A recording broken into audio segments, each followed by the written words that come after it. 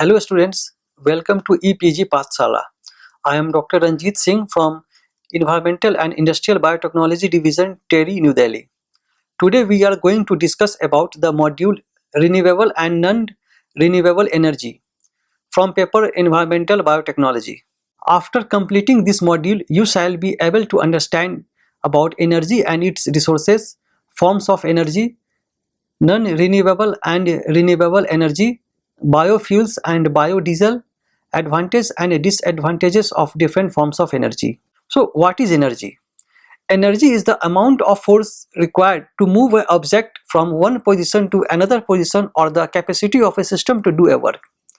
Energy can be exist in everybody, whether they are human beings or animals or non-living things. For example, jet, light, machines all contains the energy. Energy can have many forms. It's kinetic energy, potential energy, light, sound, gravitational, elastic or electromagnetic or nuclear energies.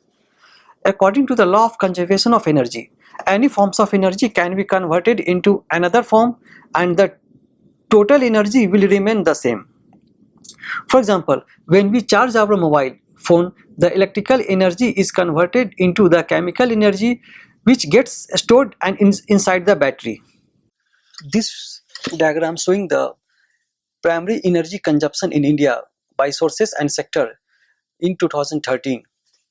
The majority of energy consumption in India is coal sector, which utilizes 44% of the total coal energy source. The second is biomass and waste, and petroleum and other liquids are the third major sector for the energy consumption in India.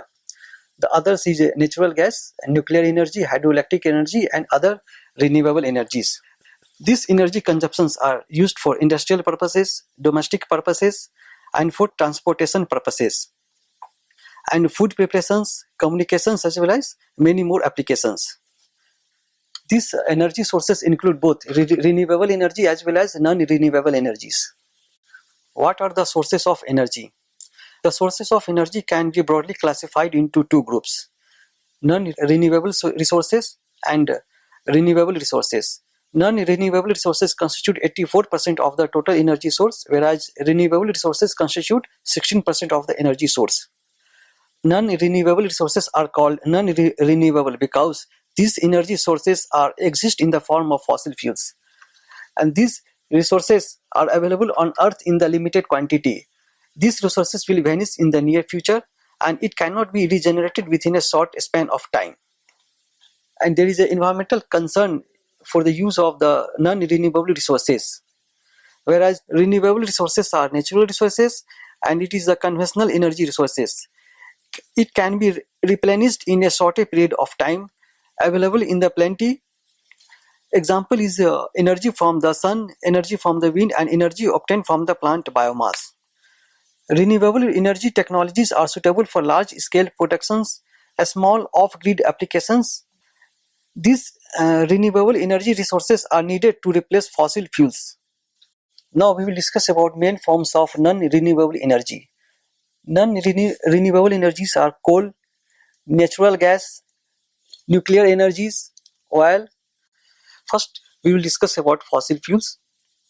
Fossil fuels are sources of energy that formed from the accumulated remains of dead organisms that were buried millions of years ago. In due time course, pressure, heat and time allow the organic matter to transform into fossil fuels, which are coal, oil and natural gas. Coal are formed by natural process such as anaerobic decomposition of buried dead organisms containing energy by ancient photosynthesis. This coal is the most abundant fossil fuels available on Earth. It has served mankind since several decades. India accounts for about 0.8% of the total geological reserves and 5.7% of total proven reserves of coal in the world. Coal is formed by natural process. Uses of coal are electricity generation, industrial uses, and for cooking purposes. Coal is formed by partial decaying of the plant matters, where plant matter is transformed into peat, then lignite, and finally lignite is converted into coal. So in the previous sections we have discussed about the fossil fuels, and in India the majority of fossil fuels is used in the form of coal. So what are the environmental impact of the coal? So when coal is burned, it releases harmful gases that are not environment friendly gas. The gas released get mixed with the oxygen and form carbon dioxide and other toxic gases. Carbon dioxide is one of the greenhouse gas solely responsible for global warming. The various other gases that are formed via coal combustion are sulfur dioxide, nitrogen oxides and ash. Apart from producing harmful gases, it also affects the ecological imbalance as large areas have to be mined for extraction of coal. Acid rain is another environmental concerns where acid rains with smoke are some of the environmental consequences that we will all have been seeing for quite a long times. Now we will talk about oil and natural gas. These are the mixture of 50 to 90% of methane and a small amount of other hydrocarbons such as propane and butane. The petroleum gas obtained during the cracking and fractional distillation can be easily converted into liquid fuel under high pressure as liquid petroleum gas or LPG.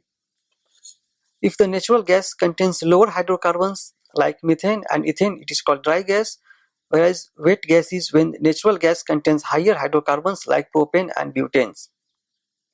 The petroleum or crude oil is a naturally occurring flammable liquid consisting of a complex mixture of hydrocarbons with a small amount of sulfur, oxygen, nitrogen and other organic compounds that is found in geologic formations beneath the earth's surface. The crude oil is made of many different compounds, each with its specific boiling point. Using distillation, they are separated into different commercial products ranging from gas to asphalt. Now, what are the pros and cons of utilization of natural gas? The pros is natural gas are ample in supply. It has high net energy yield. The cost is huge with subsidies. Natural gas less air pollution than other fossil fuels. Natural gas lowers carbon dioxide emissions than other fossil fuels available. It has moderate environmental impact. Natural gas is easily transportable through pipelines. The cons of natural gas are natural gas releases carbon dioxide when burned. It generates methane, which is greenhouse gas that can be leaked from the pipelines. Natural gas shipped across oceans as highly explosive materials as liquid nitrogen gas, liquid natural gas, sometimes burned off and wastes as well because of the lower price. Now we'll discuss about when you use fossil fuels. So what are the waste that fossil fuel produces? The burning of fossil fuels creates waste products that can be acts as pollutants and environmental effects. The first and major waste is the carbon dioxide. This greenhouse gas is the main waste product of burning of fossil fuels. Increased level of carbon dioxide due to human activities are thought to be connected with global warming. The second obnoxious gas is sulfur dioxide and nitric oxides. These gaseous pollutants contribute to the formation of smog and acid rain. Fossil fuels also produces ash, which is solid and is disposed in the landfill sites. So the question is, what can be done to reduce the problems caused by the burning fossil fuels? About this topic we will discuss in our later sections. Nuclear energy. Nuclear energy is energy in the nucleus of an atom that holds the nucleus of an atom in the center. Atoms are tiny particles that make up every object in the universe. There is enormous energy in the bonds that holds atoms together. There are two fundamental nuclear processes considered for the energy productions. First is nuclear fission and the second is nuclear fusion reaction. Nuclear fission is the energetic splitting of large atoms such as uranium or plutonium into two smaller atoms to create energy. Nuclear energy is a non-renewable resource because once the uranium is used or any substrate is used, it is gone. Now I will talk about the reaction mechanism of nuclear fission. In nuclear fission reaction, to split an atom, a neutron is required to hit the atom. In this process, several neutrons are also released, which can go on to split other nearby atoms, producing a nuclear chain reaction of sustained energy released. Whereas in nuclear fusion reaction, energy is released when atoms are combined or fused together to form a larger atom, such as helium, to produce heavier atoms and energy. Fusion reaction occurs in Sun, generally using hydrogen as a fuel and producing helium as a waste. Here is a schematic diagram of nuclear power station. In nuclear power station, the heat released by nuclear fission is used to change water into steam. The steam then turns a turbine which turns a generator and produces electricity. Nuclear power, as the byproduct of nuclear fission reaction, nuclear waste are produced, which is hazardous for our environment. The advantage of using nuclear fission is for the energy generation is that nuclear power stations do not release any greenhouse gases, which cause acid rain. But the disadvantage is it releases ionizing nuclear waste that poses serious problems and it can remain radioactive for thousands of years. These all commercial nuclear power plants in operation uses this reaction to generate heat which they turn into electricity. Nuclear power is the fourth largest source of electricity in India, after thermal, hydroelectric and renewable sources of electricity. As of 2016, India has 22 nuclear reactors in operation in 8 nuclear power plants, having an installed capacity of 6,780 megawatt and producing a total of 30,292.91 gigawatt hours of electricity, while 6 more reactors are under construction and are expected to generate an additional 4,300 megawatt of electricity. Nuclear safety is a major concern today, which can be dealt by safe operating conditions, prevention of nuclear accidents, or mitigation of nuclear accident consequences, resulting in the protection of workers, the public, and the environment against the potential harmful effects of ionizing radiation or radioactive material. Now we summarize what are the pros and cons of using nuclear energy as a source of electricity generations.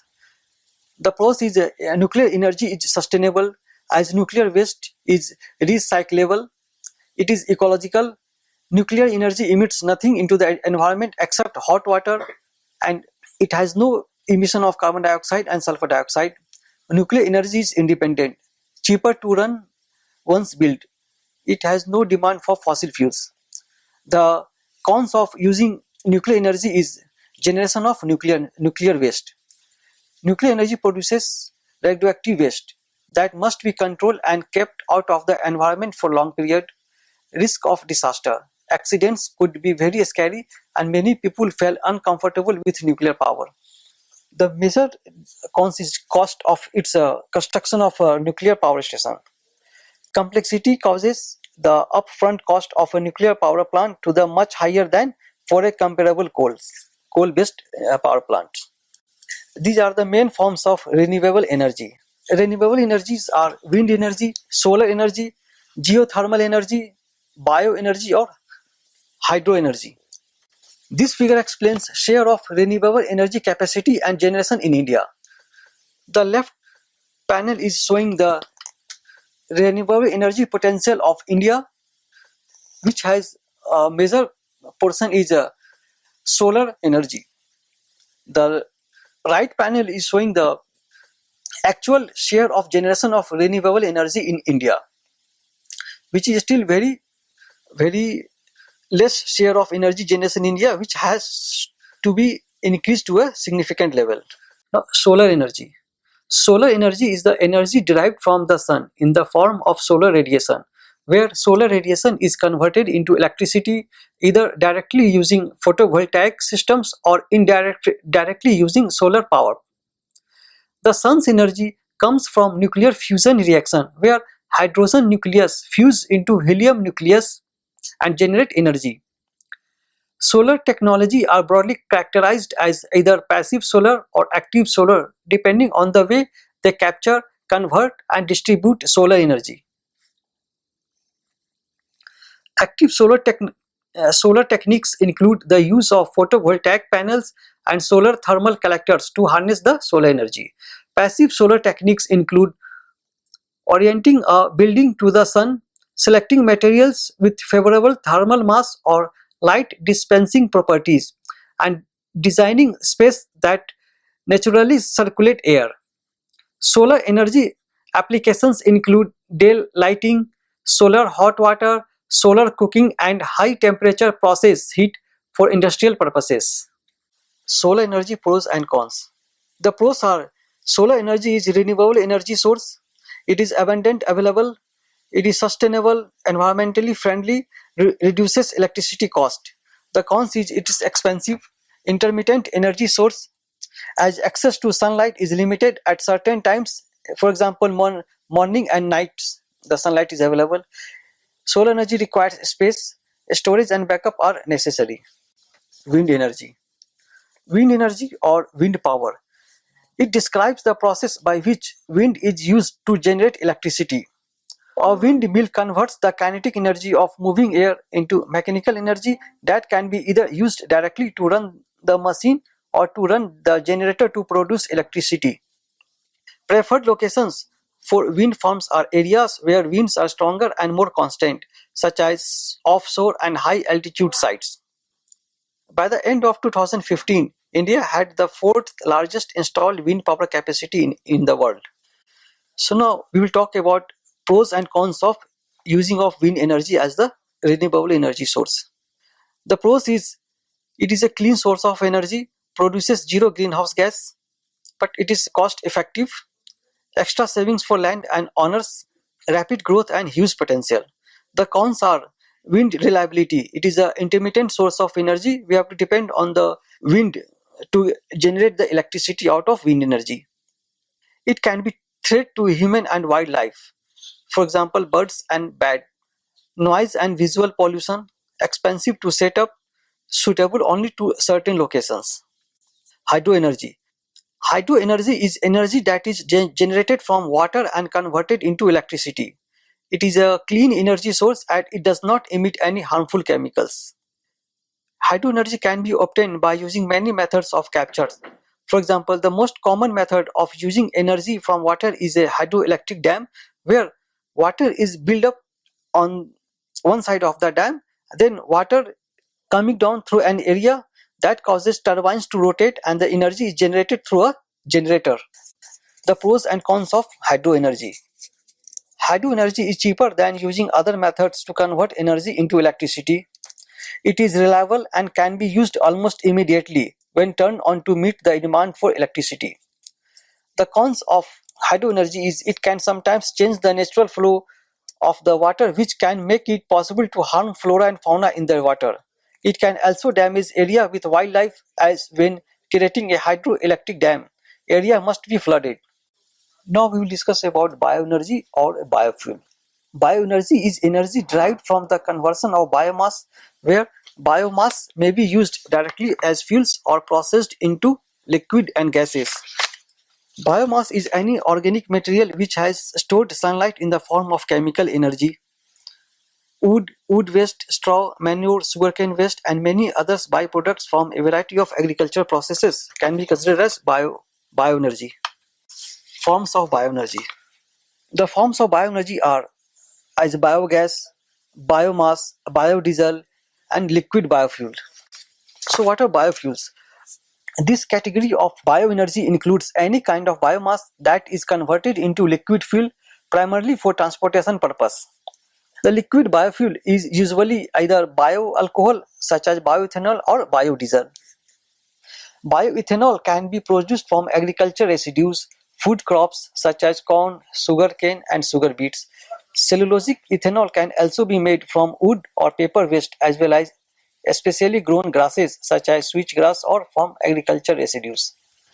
For example, ethanol can be used as a fuel for vehicles in its pure form, but it is usually used as a gasoline additives to increase octane and improve vehicle emissions. Bioethanol is widely used in USA and Brazil. Now I will explain you the biofuel production process from biomass. The plant biomass captured the atmospheric carbon dioxide, where the collected biomass or harvested biomass is pre-treated with dilute acid or base. Then after pre-treatment, the polysaccharides is obtained. This polysaccharide is digested with various enzymes to liberate the monomeric sugars. This sugar is fermented by various microbes to final products, that is biofuels. So the whole process is divided into three segments: feedstock collection, deconstructions, and fuel synthesis. Biomass acts as an energy source. For example, corn and sugarcane crops are used as the first generation energy source. Lignocellulosic biomass is considered as second generation energy source because it doesn't compete with any food crops. Now there is a third generation of biofuels which is obtained by algal biomass. So what are the different applications of biomass? Biomass can be direct burned for the domestic heat. This is the traditional method of burning woods, peat, dung, etc. for cooking and heat purposes. It can be used for electricity generation. Biomass is used to feed a boiler which then provide steams to a turbine which is connected to a generator. Feedstocks are mainly forest wood residues and urban industrial waste woods. Gasification. The biomass is heated and break down into a flammable gas. After the gas is cleaned and filtered, it can then be used as natural gas. Anaerobic digestion. The biomass go through a fermentative process that convert the organic material into biogas. Biogas is mainly composed of methane and carbon dioxide, where methane's proportion is 60% and CO2 are 40%. Rest are the other gases as a contaminating gas. Biodiesel. Biodiesel is generally made from animal fats or vegetable oils. Biodiesel can be used as a fuel for vehicles in its pure form, but it is usually used as a diesel additives to reduce level of particulates, carbon monoxide and hydrocarbons from diesel powered vehicles. Commercially, biodiesel is made from soybean oil in the US, rapeseed oil and sunflower oils in Europe, and palm oil in Malaysia. Biofuel provides 1.8% of the world's transport fuels till 2008. Algal-based biofuel. Algae are organisms that grow in aquatic environments and use lights and CO2 to create biomass. Algal biomass contains three main components: carbohydrate, proteins, and lipid or natural oil. Because the bulk of the natural oil made by microalgae is in the form of triglycerols, which is the right kind of oil for production of biodiesel. Microalgae are the exclusive focus in the algae to biodiesel arena. Algal biofuels may be provide a valuable alternative to fossil fuels. However, this technology must overcome a number of hurdles before it can compete in the field. Certain types of algae contains natural oil that can be readily distilled into a vegetable oil or a number of petroleum-like products that could serve as drop-in replacement for gasoline, diesel and jet fuels. Algae-based fuel yields considerably more energy per unit area than other biofuels. It can also be grown on land and otherwise unsuitable for agriculture. This technology is quickly moving out of the lab and into commercial scale production. This is a schematic diagram of biodiesel production process where algae are cultivated on a large land area. After cultivation, algae are harvested and then it is pre-treated. After pre-treatment, the fatty acids content of the algae is extracted and analyzed. After extraction of the fatty acids and lipids, these molecules are trans-esterified through trans-esterification process and the fumes are obtained. This fume serves as a biodiesel for distribution. And the rest of the biomass after extraction of lipids and fume are used for value-added product formation in the industries. So what are the pros and cons of biofuels? The pros are biofuels is truly a renewable fuels. It is widely available and naturally distributed. Biofuels generally have low cost inputs. It is abundant supply. It can be domestically produced for energy independence. Biofuels has low carbon and it is cleaner than fossil fuels. Biofuels can convert waste into energy. It will help to deal with the waste generation. The cons of using biofuels are energy intensive process, in some cases with little or no net gains. Land utilization can be concerned, can lead to deforestation. Generally, it requires water to grow. Biofuels are not totally clean when burned. It produces some fractions of ash, carbon monoxide, carbon dioxide gas also. Biofuels may compete directly with food productions, for example corn and soy. Some fuels are seasonal. Heavy feedstocks requires energy to transport. Overall process can be expensive and not easily scalable. Methane and carbon dioxide are emitted during production of biofuels. Geothermal energy. Geothermal energy is energy obtained by tapping the heat of the earth crust at certain places on the earth. It is clean and sustainable form of energy. Resources of geothermal energy ranges from the shallow ground to hot water and hot dry rock holes at few miles beneath the earth's surface, and up to the extremely high temperatures of molten rock, this magma. There is also the potential to generate geothermal energy from hot dry rocks. Holes at least 3 km deep are drilled into the earth. Some of these holes pump water into the earth while other holes pump hot water out. These holes pump water into the earth. There are two types of geothermal energy deposits. First is hydrogeothermal energy and another is petrogeothermal energy deposits. Hydro is the resources that is deposits of hot water and steam at relatively lesser depth. Hot water and steam can be extracted from such deposits by means of the production wells. Petro resources are the hot dry rocks around 200 degrees centigrade and depth about 2000 meter depth.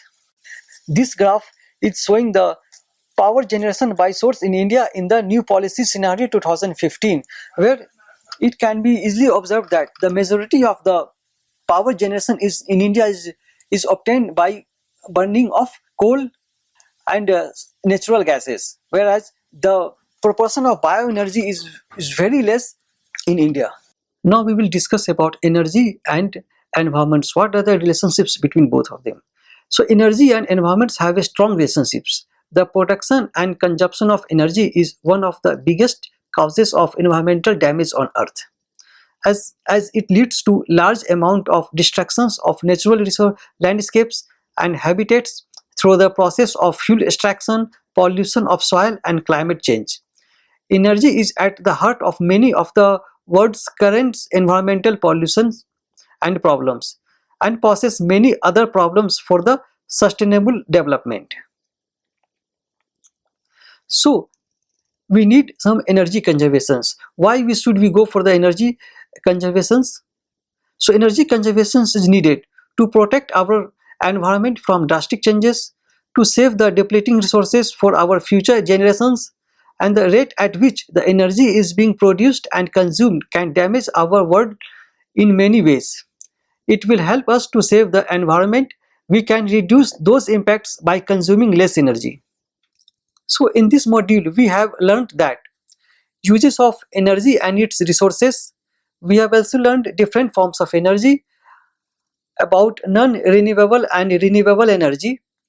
We have learned the processes of clean energy generations, where we discussed and learned about biofuels and biodiesel production technologies.